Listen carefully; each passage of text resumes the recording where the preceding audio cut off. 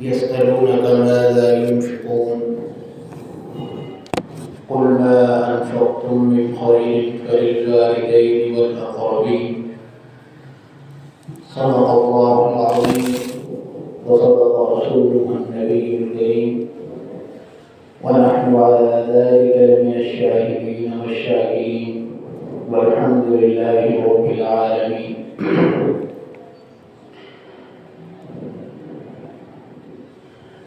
پارہ نمبر 2 ہے، سورہ بقرہ ہے، آیت نمبر 215 کا ایک حصہ تلاوت کیا گیا ہے۔ یسألونک، اے پیغمبر وہ لوگ آپ سے پوچھتے ہیں، ماذا ينفقون کہ ہم اللہ کے راستے میں کیا کیا خرچ کریں۔ قل ما انفقتم، آپ کہہ دیں، ما انفقتم من خیر، جو چیز بھی تم نے خرچ کرنی ہے، بھلائی کے کاموں میں خرچ کرنی ہے، فللوالدین، تو اس چیز پر سب سے پہلا حق والدین کا ہے، والاقربین، اور اس کے بعد قریبی رشتہ داروں کا ہے۔ والاقربین، قریبی رشتہ دار کسے کہتے ہیں؟ تو یاد رکھیں، قریبی رشتہ داروں کے اندر 6 رشتے آتے ہیں۔ سب سے پہلے بھائی، پھر بہنیں، اور پھر والد کے بھائی اور بہنیں، اور پھر والدہ کے بھائی اور بہنیں۔ قریبی رشتہ داروں میں یہ 6 لوگ ہیں، سکے بھائی اور سکی بہنیں، اور والد کے بھائی اور بہنیں، اور والدہ کے بھائی اور بہنیں، یہ قریبی رشتہ داروں میں آتے ہیں۔ جب قریبی رشتہ داروں کا نام بولا جائے گا تو سب سے پہلے اس میں بھائیوں کا نام آئے گا، کہ سب سے پہلے یہ قریبی رشتہ دار بنتے ہیں۔ تو قرآن کریم کہتا ہے، جو مال بھی خرچ کرنا ہے، خواہ زکوٰۃ ہے، خواہ عشر ہے، خواہ صدقہ فطر ہے،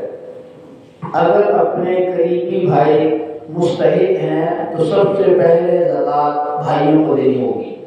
اگر وہ مستحق ہیں، اور عشر نکالنا ہے، بجائے اس کے کہ وہ لوگوں میں تقسیم کرے، پہلے چاہیے اس کو دیکھے کہ میرا بھائی مستحق تو نہیں ہے، اس کا اپنا بھائی مستحق ہو، غریب ہو، کرائے پہ رہ رہا ہو، پریشان ہو، اور بھی زکوٰۃ لوگوں میں تقسیم کرتا پھرے، عشر لوگوں میں تقسیم کرتا پھرے، تو اس نے وہ ضابطہ جو اللہ نے بتایا ہے اس کا خیال نہیں کیا۔ اور اگر زکوٰۃ، عشر، صدقہ فطر کے علاوہ کوئی بھی کام کرنا ہے نیک، یا کوئی بھی خرچہ کرنا ہے، مثال کے طور پر قربانی ہے، قربانی کا گوشت تقسیم کرنا ہے، تو وہاں بھی شریعت کہتی ہے ایک حصہ اپنے گھر کے لیے رکھ لو اور ایک حصہ قریبی رشتہ داروں کو دو۔ قریبی رشتہ داروں کو مطلب یہ ہے کہ سب سے پہلے بہن بھائیوں کو، ایسا نہیں کہ دوستوں میں تقسیم ہو جائے اور سکے بہن بھائیوں کے یہاں گوشت بھیجے گی۔ یہاں شریعت نے یہ قاعدے لگائی کہ وہ مستحق ہوں یا نہ ہوں، بس یہ ہے کہ قریبی رشتہ داروں کو ان کا ایک حصہ ہے قربانی کے جانور میں، گوشت میں۔ اسی طرح عقیقہ ہے، خوشی منانی ہے، بچہ پیدا ہو گیا، تو اس کے اندر بھی سب سے پہلا حق بھائیوں کا اور بہنوں کا ہے۔ اس کے 3 حصے کے ہیں گوشت کے، خواہ بھائی مستحق ہیں خواہ بھائی مستحق نہیں ہیں، سب سے پہلا حق ان کا ہے، ان کو دیا جائے۔ تو قرآن کہتا ہے جو بھی مال خرچ کرنا ہے نیک کاموں میں خرچ کرنا ہے، سب سے پہلے یہ دیکھو کہ تمہارے رشتہ داروں میں، بہنوں میں، بھائیوں میں کوئی ضرورت مند تو نہیں، اگر ہے تو سب سے پہلے بھائیوں کو اور بہنوں کو دو۔ لیکن ہمارے معاشرے کا المیہ یہ ہے کہ ہمارے معاشرے میں سب سے زیادہ اس وقت جو کمزور ہونے والا رشتہ ہے وہ بھائیوں کا ہے۔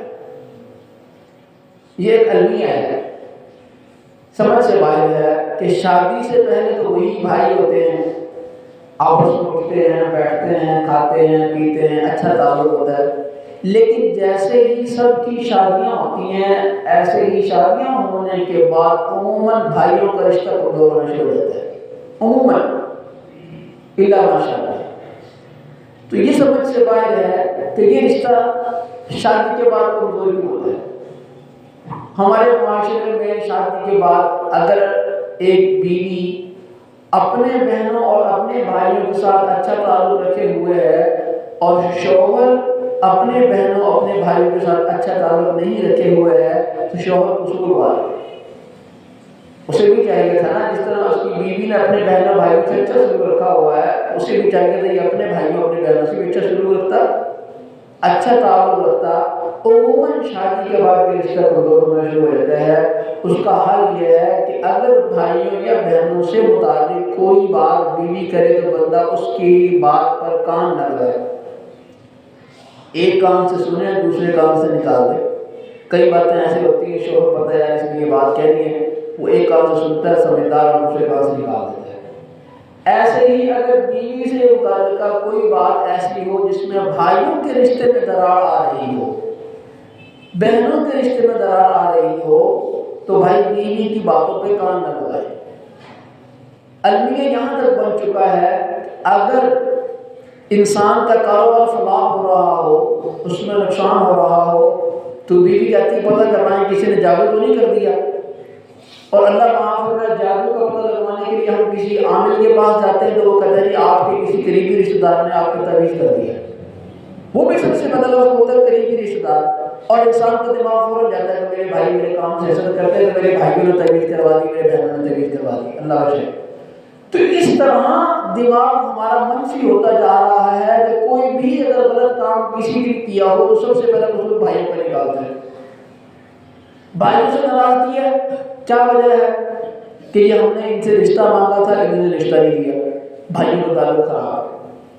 بھائیوں کا تعلق خراب ہو گیا، کیا وجہ ہے جی انہوں نے بٹوارا صحیح نہیں کیا، یہ تقسیم صحیح نہیں کیا، بچے کے سارا مال کھا گئے۔ مال کے پیچھے، رشتوں کے پیچھے، بیوی کے پیچھے، بیوی کی باتوں کے پیچھے چھوٹی چھوٹی بات پر قصور نکلتا ہے، سب سے پہلے بھائیوں کا بہنوں کا نکلتا ہے۔ حالانکہ قرآن نے ہر جگہ پر سب سے پہلے قریبی رشتہ داروں کو رکھا ہے کہ قریبی رشتہ داروں کا خیال رکھیں، اور میں نے بتایا قریبی رشتہ داروں کی لسٹ تیار کریں تو ٹاپ آف دا لسٹ جس کا سب سے پہلے نام آیا کہ جس کو لکھیں گے وہ بھائی ہے، ٹاپ آف دا لسٹ، کہ یہ بھائی اور بہن سب سے زیادہ قریبی رشتہ دار ہیں، تو اس لیے بھائی ان کے ساتھ تعلق اچھا رکھیں۔ عام طور پر حدیث بیان کی جاتی ہے کہ اگر کوئی مسلمان کسی دوسرے مسلمان سے 3 دن سے زیادہ ناراض رہا اور وہ مر گیا تو منافق کی موت مرے گا یا جہنم میں جائے گا۔ ہم سمجھتے ہیں کہ یہ عام مسلمان کے بارے میں ہے، اگر سکے بھائی سے ناراض رہے 3 دن سے اوپر تو یہ سکے بھائی کے بارے میں نہیں ہے۔ تو یہ بات یاد رکھیں، سکے بھائی کے لیے یہ حدیث سب سے پہلے ہے۔ اگر سکے بھائی سے بھی 3 دن یا اس سے زیادہ ناراض ہو گئے اور مرے تو سیدھا جہنم میں، اللہ بچائے، یہ حدیث ہے، اس میں کوئی شک نہیں ہے۔ تو اس لیے بھائیوں سے تعلق اچھا رکھنا چاہیے۔ وہ بڑی عجیب سی حدیث ہے،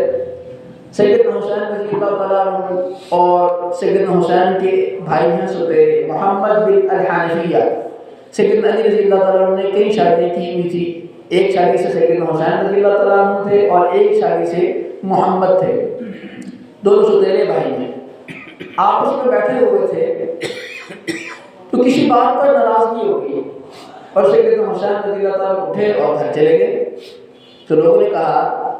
سیدنا محمد بن حنفیہ سے آج تمہارے بڑے بھائی ناراض ہوتے ہیں؟ انہوں نے کہا میرے بڑے بھائی ناراض نہیں ہوتے، مجھے پتہ ہے۔ انہوں نے کہا نہیں ابھی ناراض ہوتے گئے ہیں؟ انہوں نے کہا نہیں ناراض ہوتے۔ انہوں نے کہا بھائی وہ ناراض ہوتے گئے۔ انہوں نے کہا اچھا ابھی دیکھنا میرا بھائی میرے پاس آئے گا، کیسے آئے گا؟ انہوں نے کہا کاغذ اور لاؤ قلم، کاغذ منگوایا، قلم منگوایا اور یہ حدیث لکھی کہ حسین آپ میرے بڑے بھائی ہیں، مجھے آپ سے بڑی محبت ہے، میں نہیں چاہتا کہ آپ جہنم میں جائیں اور میں جنت میں چلا جاؤں، کیونکہ میں نے نبی علیہ السلام سے سنا ہے جو بھائی اپنے کسی بھائی سے 3 دن سے زیادہ ناراض رہا اور مر گیا تو سیدھا جہنم میں جائے گا، میں ڈرتا ہوں کہ آپ جہنم میں چلے جائیں گے، تو میں آپ کو جہنم سے بچانا چاہتا ہوں۔ اب یہ کاغذ پہ لکھا اور یہ کاغذ سیدنا حسین رضی اللہ عنہ کو پہنچا، انہوں نے پڑھتے ہی مسکرا دیا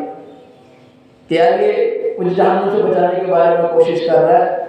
حالانکہ خود بھی کوشش کر سکتے تھے، اٹھ کے جا سکتے تھے، تھوڑی دیر لگی، وہ رکا پڑا سیدنا حسین نے اور فوراً اٹھ کے واپس آ گئے، دیکھنے والوں نے دیکھا کہ جو ناراض ہو کر گئے تھے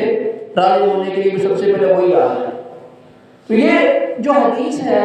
کہ کسی مسلمان سے 3 دن سے زیادہ ناراض رہنا یہ جہنم میں جانے کا سبب ہے، نفاق کا سبب ہے، یہ کسی عام مسلمان کے بارے میں نہیں، یہ سکے بھائی کے بارے میں بھی ہے۔ تو اس لیے رشتے نہ دینے پر، بٹوارا صحیح نہ ہونے پر، پیسے نہ ملنے پر، ہلکی سی زیادتی ہو جانے پر بھائیوں سے ساری زندگی کے لیے ناراض ہو جانا یہ شریعت کے 100% خلاف ہے۔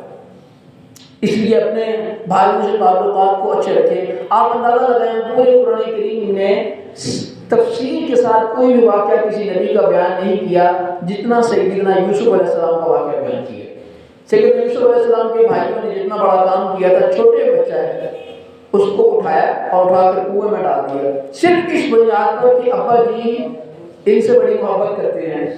اگر یہ تھوڑا سا بڑا ہو گیا ہمارا بھائی تو ہو سکتا ہے ہمارے ابا جی جائیداد اسی کے نام لگوا دیں۔ ہوتا ہے نا بھائیوں میں،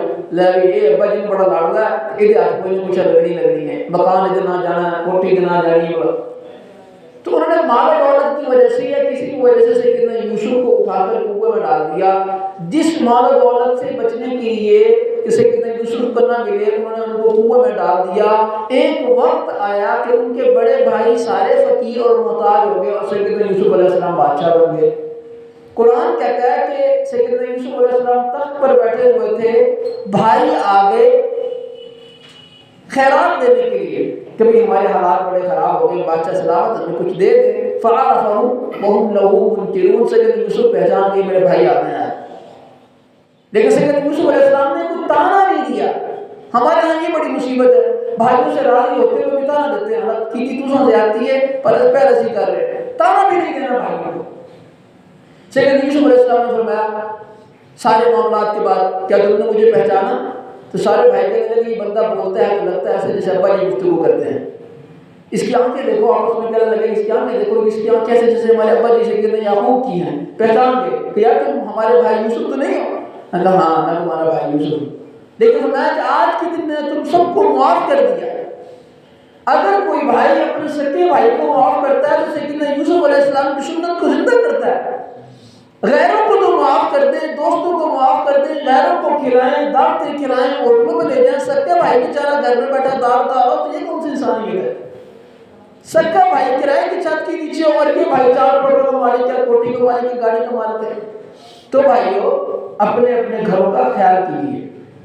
شادی کے بعد یہ عموماً رشتہ کمزور ہوتا ہے، میں نے عرض کی، اس لیے عموماً اپنی بیویوں کا جو باتیں بھائیوں سے متعلقہ ہوں، بہنوں سے متعلقہ ہوں، ان باتوں میں کان نہ لگائیں۔ اللہ کی رضا کے لیے اپنے بھائیوں سے، اپنی بہنوں سے اچھا تعلق قائم رکھیں۔ یہ معاشرے میں اگر ہمارے اپنے گھروں کے ماحول اچھے ہو گئے تو انشاءاللہ امید ہے معاشرہ ٹھیک ہو جائے گا۔ اللہ تعالیٰ نے ہماری توفیق دی۔